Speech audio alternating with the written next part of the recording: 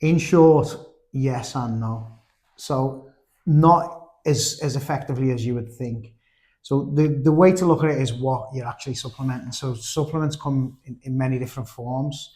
People take multivitamins, which are the most common vitamins, which are A, B, C, D, E, and K, or you can take them separately, which would be vitamin B, C, and D, probably the most common vitamins. But then more common ones now, or things becoming more popular, are like collagens and Yeah, everyone's zincs taking and collagen now. magnesium as well. It's a big one. Magnesium, you love the L magnesium. It's a big one. So I'd say the most important thing to say about vitamins is vitamins are either fat soluble or water soluble. And what that means is you take them differently. So if you've got water soluble vitamins, then you have to take And your them body in uses water. them differently then.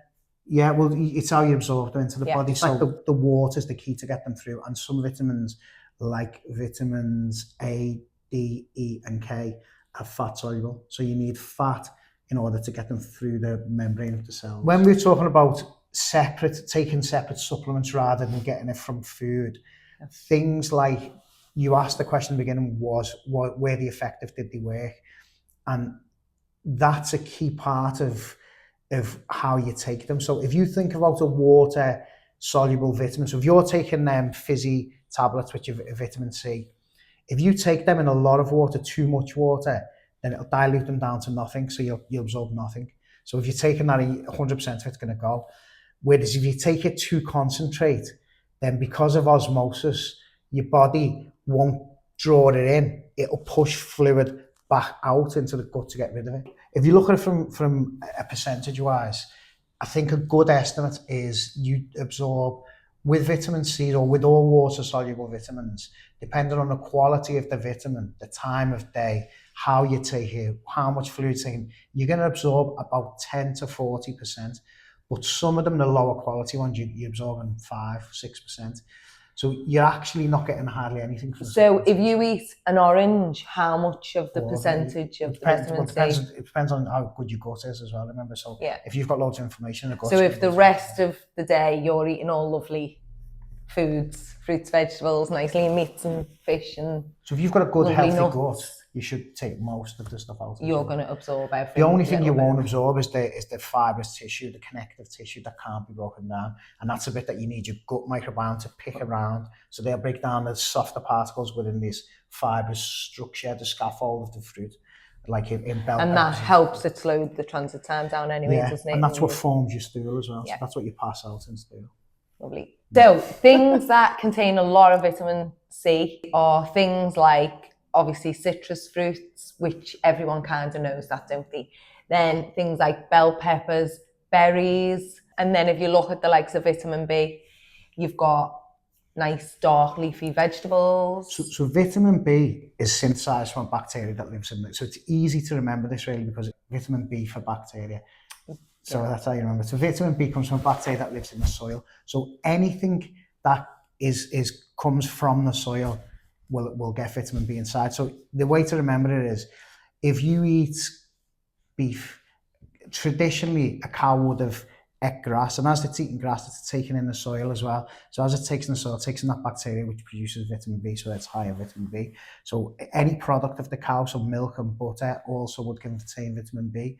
Then you would have chickens, they scribble around looking for bugs in the soil. The eggs. Again, so the chicken, the eggs would provide you with a lot of vitamin B.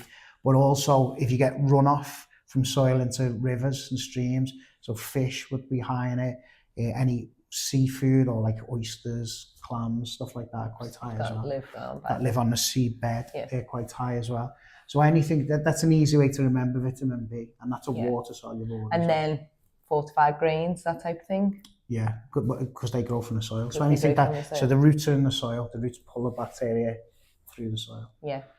And there is a bit of a problem, isn't there, nowadays with some lower quality meats. And then obviously, you know, if you're eating a chicken that's lived in a barn with no access to the soil, so they can't, because chickens forage, don't they? So traditionally, you're eating battery hens and all that, you're going to be lacking in your vitamin B, aren't you? Yeah, I think traditionally, like 90% of vegetarians, something like that, they used to say, or vegans and vegetarians would be vitamin B deficient. And virtually no meat eaters, but now it's almost as high. I think it's ridiculous, something like 60% of meat eaters are low. Most people are low in vitamin B, and that's because none of our food is organic anymore. The cows don't eat grass anymore, they eat hay, and they live in barns, and chickens are battery. So we've talked about water-soluble vitamins, and the next type of vitamins are fat-soluble vitamins, which are vitamins A, D, E, and K.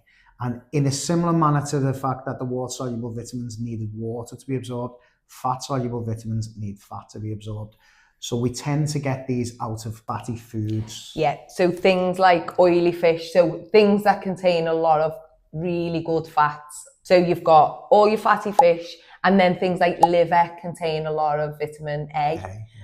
And then eggs and things. And then when you're looking at vitamin D, the same oily fish, offal, eggs, anything that's grown in the sunlight is good. So especially things like mushrooms. So what's slightly different from the other fat-soluble vitamins is vitamin K. And vitamin K tends to be found in dark leafy vegetables such as kale, spinach, broccoli, cabbage. So vitamin K is broken down to two parts, vitamin K1 and vitamin K2. Vitamin K1 is what we've just said in all them vegetables.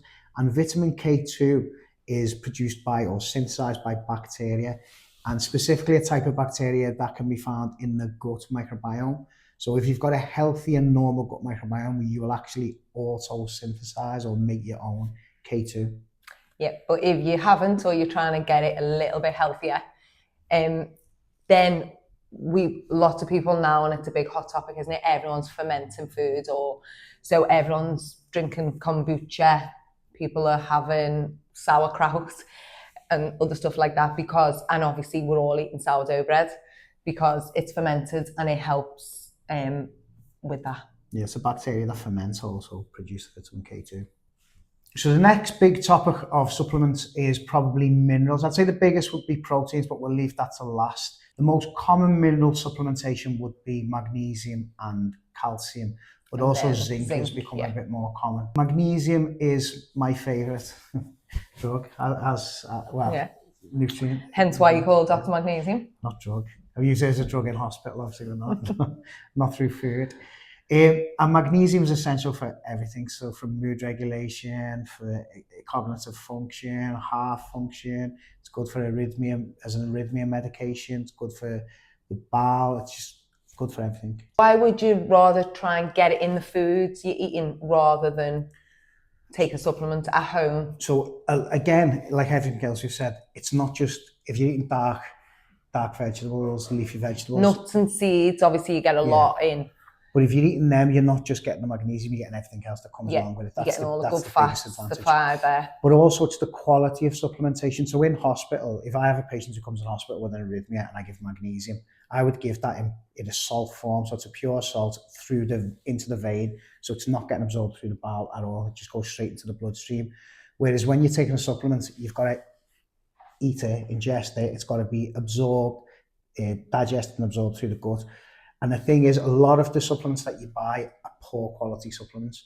So a lot of the over-the-counter stuff that you can buy is magnesium citrate and stuff like that, and you're not going to absorb much of them at all. You're going to get 5-10% of what you're taking in.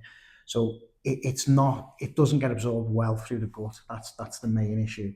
Like most nutrients, like most supplements, don't get absorbed well through the gut.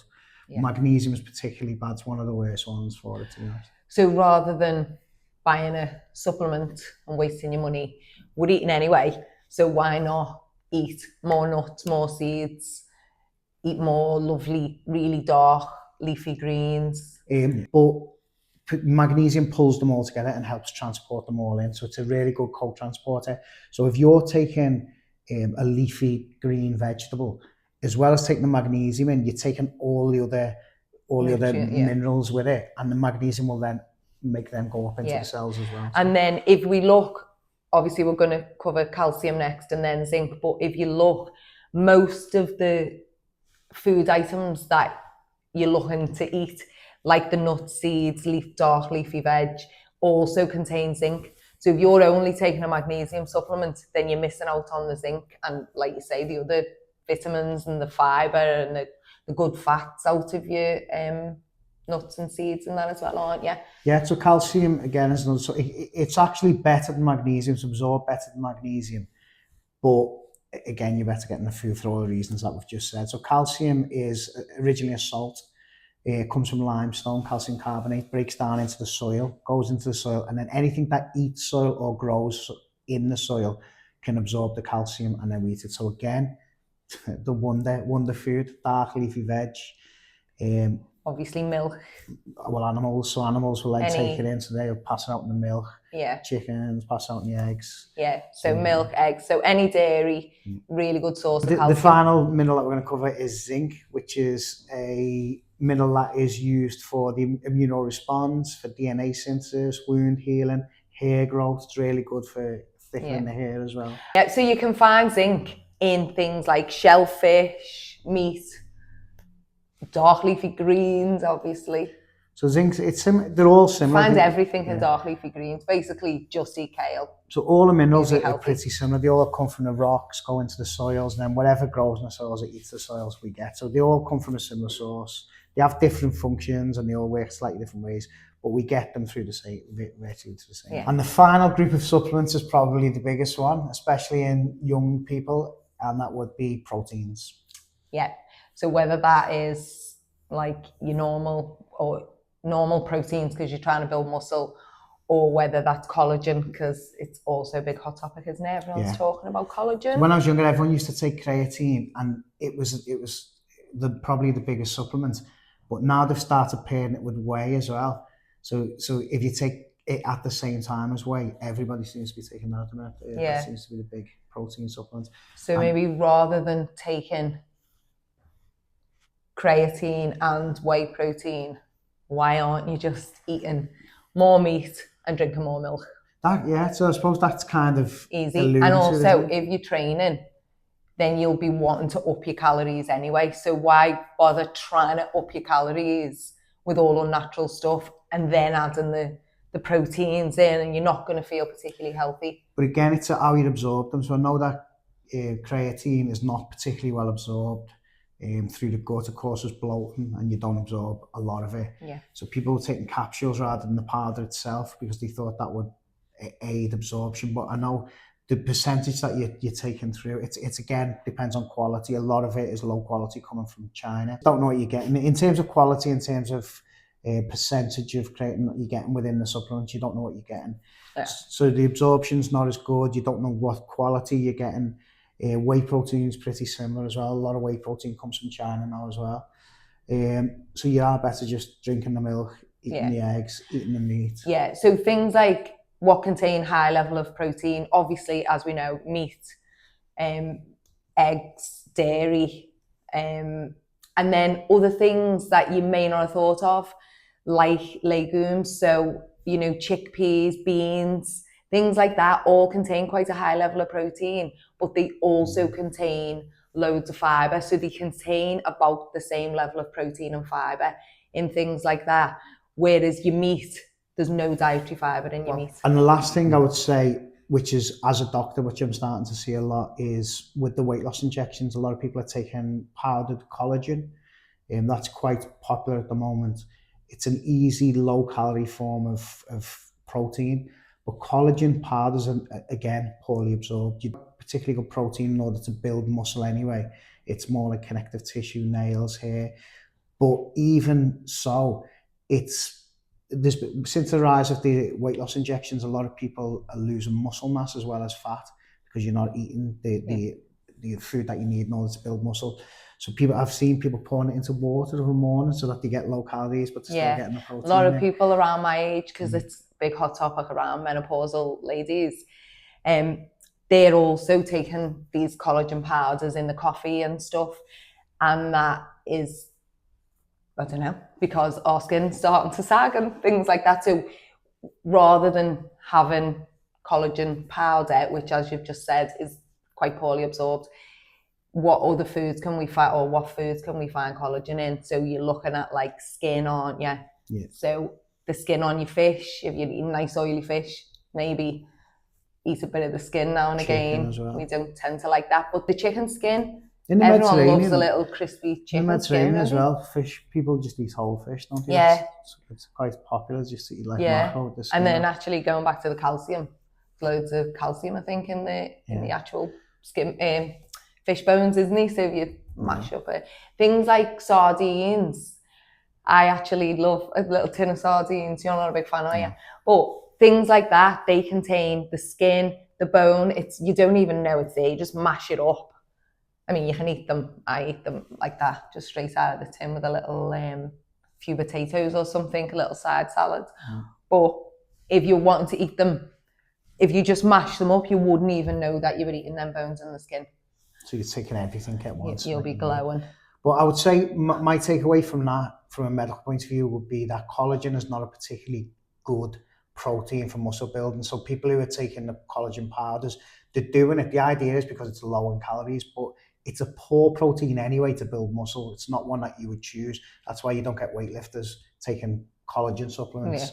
So it's not a good one to try and rebuild your muscle, and you're not going to absorb it, or you're going to absorb very little as well. So I don't think so it's maybe have a lovely roast dinner, have a roast chicken, eat the skin, eat the meat itself. So I think you're getting your protein, and then you'll get all your other vitamins out of your vegetables. But I think with Nutrimatrix as well, I think if you are on a weight loss injection, I think if you've done a maintenance plan on Nutrimatrix, you would get all the nutrients that you needed to stop the muscle wasting, but you'd still get the weight loss as well. Although I would never condone getting weight loss injections unless it's in patients who are severely obese and need it for that reason.